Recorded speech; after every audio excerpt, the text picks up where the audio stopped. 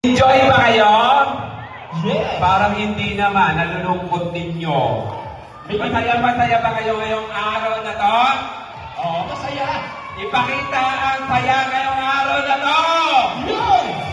Ayan! Kasi kanina kasi yung tingin ko sa kanila parang ang lulungkot nila. Kasi nga inaantay ang iyong flex. Anyway, siyempre si Jonathan natin kasama kayo. Tataba ko na para mag-enjoy tayo na. Yes naman. Para maging masaya at memorable ang inyong anniversary ngayong araw na to. Okay ba sa inyo? Okay! Ayan.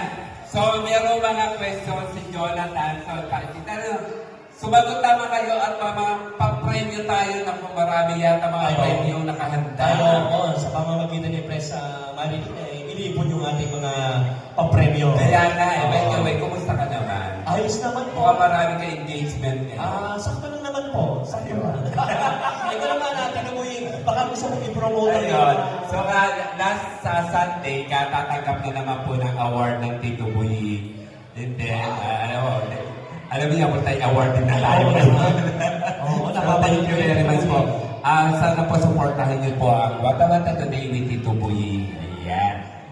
Makakaasa pa ako na susuportahan ninyo ang Wata Wata Today with Tito Boy.